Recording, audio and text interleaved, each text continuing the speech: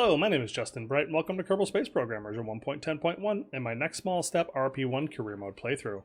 And we are here with Voyager 2 that is getting ready to fly off on its mission. I have indeed taken a look at trajectories, and what we have here should, in theory, do something pretty similar to what they really did back in 1977.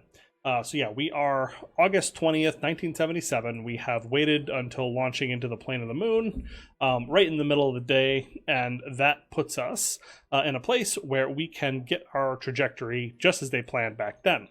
The Voyager missions, they were launching at this particular time because of just the very peculiar way that the solar system had arranged itself at this time. And it wouldn't do this, it does this every 175 years, apparently. And that allows this to make this particular flight with the greatest of ease. So this is basically what I tried to do in that previous flyby of the Pioneer Jupiter, which is still on its way. It hasn't even arrived yet. It's going to get there in a couple months, but it hasn't even arrived yet, and I'm sending out another vessel. But you can see, even without, even just with the trajectory that I am launching into, I am able to hit both Jupiter and Saturn with no further adjustments. And we're not that far from our Uranus encounter. That's going to take a little bit more effort to fix that up, but we have plenty of fuel on board the spacecraft. We have 1,300 meters per second of delta V on the spacecraft itself that we will be able to use to make corrections in between here and our final destination of Neptune. And in theory, we should be able to hit both Uranus and Neptune on the way. But yeah, because that is what this particular mission is. That is Voyager 2, the first spacecraft launched into a slower transit time. Let's actually get this started. And what I did to try to match this was, instead of trying to figure out exactly how to do this properly and get this done in exactly the right way based on the orbital parameters, what I did was I started by mimicking the transit time when I picked up the pork chop plot. Right, so I got the pork chop and we have ignition, and the two RL-10s are burning well, but we had, when I opened up the pork chop plot, I basically just matched the transit time to the actual transit time, because that's something that's well recorded. So I was able to just say, oh, well, it takes I don't remember what the exact number is, but it was a year and 100 and some or 200 some days. Okay, well, let's see, what does that actually look like? And I picked a spot and created the node, and then I was able to tweak it down to get what we have here, which I'm hoping is going to give us the correct trajectory that will allow us to actually duplicate the Voyager 2 mission.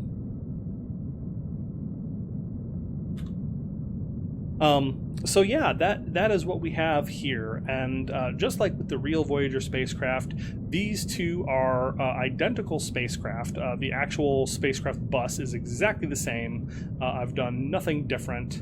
I probably should have cranked up the transmit power now that I think about it, but I am only just now thinking about it. This was built back before I really spent much time thinking about real antennas. This was before I had my big class on that earlier. So right now, Neptune is about 4,500 gigameters away from where we are on Earth right this very moment. So that's not looking super great for our yeah, we're going to get pretty slow transmission of all of our science back because of how little because of the low transmission power. So that is something that I probably should have done differently.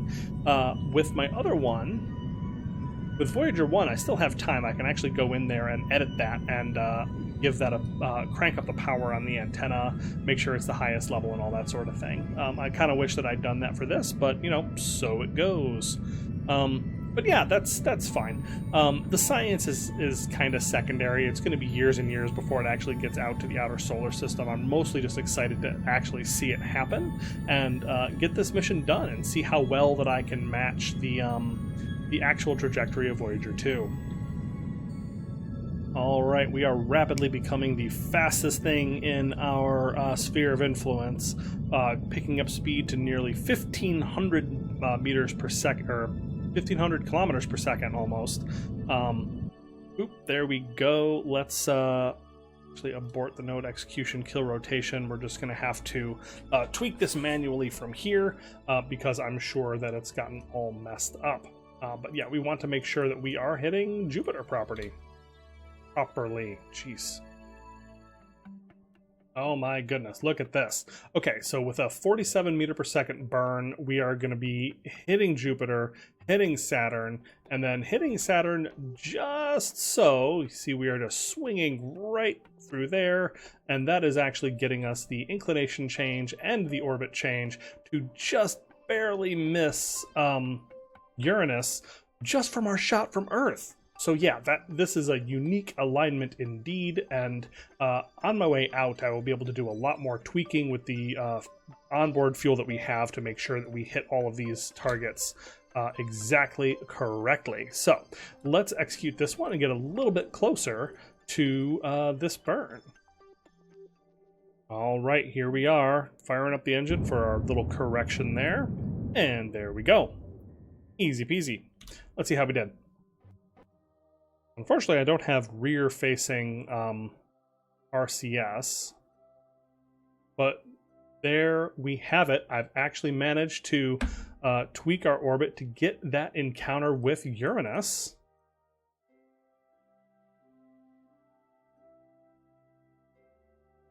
Oh my gosh, look at this. Look at this.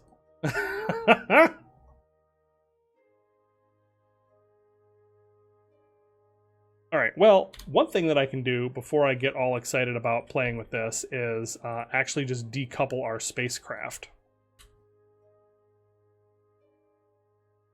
I have no further need of our large RL-10 stage. It has done its job well. We are in just about as perfect of an orbit as I could ask for.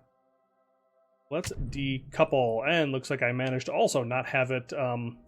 the decoupling force was not that bad either, so that is pretty darn good. And there we go. That's our spacecraft. I managed to not actually have upward facing RCS, which is not super great, but should be all right. All right, so we are now heading into our final, hopefully, course correction to make sure that the Voyager 2 is all the way on its way out to Uranus. And it's going to be able to do most of this with no correction whatsoever, but we have, like I said, plenty of fuel to do a couple of course corrections on the way. So yeah, we have our big parabolic antenna. I have cranked this up. I don't know why I thought that I hadn't. Yeah, it still gets turned down, but that's only 145 bits per second all the way out at the orbit of Neptune. So this should be working just fine. And yeah, this is honestly good enough. Like, I don't really need to stress about getting this maneuver absolutely perfect. Although, look at that. It's just... Even with how crude that targeting was, I'm still able to hit boop, boop, boop, all three right in a row, and it's not that far from, if I add this maneuver here and do a couple more patches, target Neptune out here, and look how close that is. Look how close. It's going to be it's going to be relatively easy to make this final encounter and use the gravity of Jupiter and Saturn and then Neptune, or Uranus, sorry, to get all the way out to Neptune. And that is going to be the mission of Voyager 2, which matches pretty well the actual mission of Voyager 2, which did something very similar. Its intended mission was to head on out and do kind of a grand tour of the large gas giants of the solar system, while its sister ship went on to do other missions for actually seeing some other interesting stuff, such as the moon of Titan. So we're gonna see if we can't do that. So yeah, we're just gonna, actually, why don't I just point us towards Earth? I think is fun. Do probe. Gonna point us down. And this is changing our trajectory a little bit, but really, like I said, it just does not really matter. So yeah, we are pointed straight back down at Earth, getting good communication. Right now, it looks like we're just getting, like the cone is not going to be big enough here at where we are in our orbit. You see, look how tiny that is. But we are getting signal, so we have communication, and once we get out far enough, that will not be a problem. And we are heading out in a massive hurry. So yeah, this and Voyager 1 are identical spacecraft. They have all the same large science package, but everything is powered by 2 of these multi-100-watt RTGs, which give me something like 0.15 something electric charge per second, and I've got 2 of them, which gives me plenty of power for a very long time.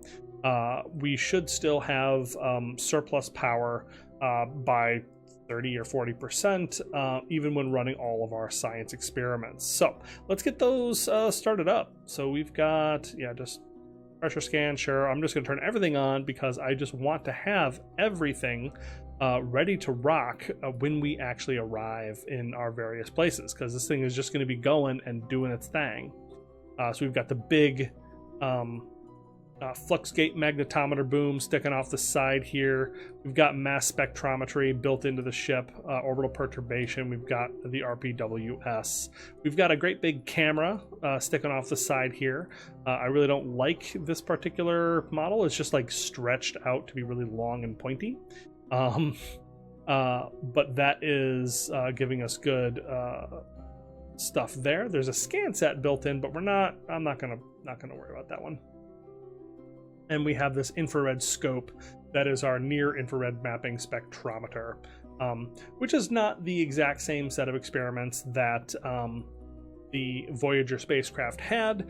They had a whole bunch of other things, but like in the similar vein. Like it might have been, there actually is probably some overlap between this and what the Voyager spacecraft used, but I'm just maxing out our science, basically. Like everything that we could possibly send that has science, we are sending, and it's the latest and greatest stuff. So yeah, that's really all there is to that. We've got this is just on its way, and what I should do at this point is we want to check in before we get out to Jupiter, so that we can adjust our trajectory, because we've already lost our wonderful and amazing flyby trajectory, but hitting that Jupiter one is going to be the easiest part. And you see we have a nice like quick transfer up to Jupiter, and when we hit that, we want to make sure that we are flinging ourselves in a way that hits Saturn properly, because the Saturn the Jupiter flyby is getting us a huge amount of our delta V going into the outer solar system in the correct orientation. Like you see just how much that this bends our trajectory. So that's a huge amount of delta V that's imparted just by flying through that part of the solar system. But then Saturn, I have found, is what is going to finesse the rest of our trajectory, right? Like you see right now, we are like planned way out there, which is not in any way helpful. Yeah, I find myself really wishing I had a I really wish I had a downward facing RCS nozzle on this spacecraft. Yeah, so something like this is a lot closer to what I'm looking at. Oh my gosh, I am just going all over the place now. There we go. That is a lot closer to what I was looking for. There. we go. Boom. Once again. Now we've got it once again. Turn that off, for goodness sake. Just make sure that we are going in the correct direction. Now I just don't even have to think about it until we hit our Jupiter encounter in 631 days. So what I'm going to do is I'm just going to put a maneuver node right on here so that we have something to lock onto. There we go, and that is the Voyager 2. We are going to be hitting Jupiter in 631 days, and that is going to be our gateway to the solar system. All right, our Apollo mission up to the Orb Lab 2 had a glitch on the pad, and so we are rolling that back to get repairs done, and so we have now come up to September 5th, 1977, which is the actual launch day of Voyager 1. So we are launching into the plane of the moon and heading on up in hopefully a shorter trajectory that is going to take this spacecraft out to Jupiter, then to Saturn, and then on to Titan, the moon of Saturn. So yeah, I'm not going to belabor this launch too much, but Voyager 1, Voyager 2 were sister ships, so everything that I said about Voyager 2 is basically the same for Voyager 1, like all of the hardware is exactly the same and all of that. So I wanted to launch 2 to try to mirror the 2 missions as best that I possibly could. But this one, I have gone in and I've updated the antenna on the top to make sure that that has a little bit more power for communication back home. There's a little bit of a balancing act to be done in making sure that the antenna power is enough to get good transmit rates, but it's also not going to eat your entire battery. So you see I've cranked this up to 41 dBm to try to affect that. So yeah, otherwise this is pretty much exactly the same ship on a very similar trajectory that is just using that incredibly unique orientation of the planets to get to have some really cool trajectories, which is really exciting. So yeah, we'll see this when this gets up in orbit. All right, so we are just about in orbit with our RL-10 upper stage, and we are going to be able to make our connecting flight here in a second. So we are just finishing up. Oh yeah, it looks like I did forget to add aerosine tanks to this, which is not super great. We'll crossfeed, and there we go. That seems fine. Okay, so I will show you what I did last time to make this work. So let's we're not going there. We're going to Jupiter. And so what I did is I wanted to just grab a selection of I just wanted to grab a selection of here's the dates and the times that we could possibly go to Jupiter. And what I'm looking for is I want like nowish. It's a little bit further to the left apparently. And what I'm looking for is Voyager 1's transit time in real life was 546 days. So that's 1 year and 181 days is what we're looking for. So if I just scan on this until I get 1 year, 181, you see that it's actually down here a little bit. There we go. 1 year, 180 days, 12 hours. That's pretty close. And so that is what I'm going to use as kind of our baseline in finding our transfer over to Jupiter. And you see that it's a faster one because Voyager 2 is going to take 688 days roughly to get out to Jupiter. But this is only a 546-day transit, which is lovely. So let's create this node and see what this does for us. Because remember, we're trying to get to Saturn with this. And you can see that the capture around, or not the capture, but the flyby of Jupiter is whatever. Like it's really tight and close, and it looks exactly like the other one. And Jupiter flings us off at tremendous velocity, at an incredible angle compared to how we come in. But what we're looking for is what that does to our Saturn trajectory. So let's get more patches. There we go. And then we can just tweak it from here just a touch, and there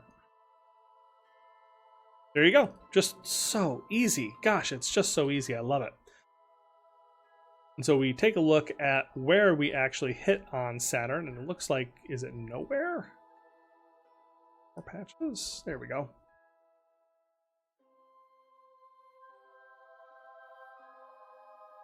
And so then, now it's just a matter of dialing it down so that it's nice and close to Saturn. But this is our real target. We want to find a way to fly through the Jupiter system, or the Saturn system, such that we meet Titan on the way.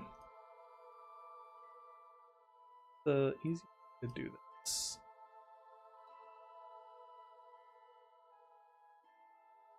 There it is. There it is, you guys. That is going to give us a close flyby of the moon Titan. How freaking cool is that? I am so excited. So yeah, this is the plan. This is the itinerary of Voyager 1. I don't know if this actually does things in the exact way that it would have, but this works, and this does what I want it to do, which is to visit Titan. And I'm going to be able to use my remaining propellant, because we, like I said, we have plenty, to actually get a nice close flyby of Titan on our way through. So I am beyond excited, and we are just going to make this burn and do all the tweaking that we're going to do afterwards. But that should be fantastic, and I'm so excited. So yeah, Voyager 1 and Voyager 2, some of the most iconic NASA space missions out to the outer solar system, still flying today into interstellar space, and I'm excited to see what this looks like when we actually get there. But I am going to leave this here. We literally just did this, so I am going to cut this off, and I'll just take care of this on my own time, and I will leave you off dreaming Saturn-y thoughts. So if you enjoyed this episode, please let me know what you think down in the comments below, like and subscribe, and I will see you next time.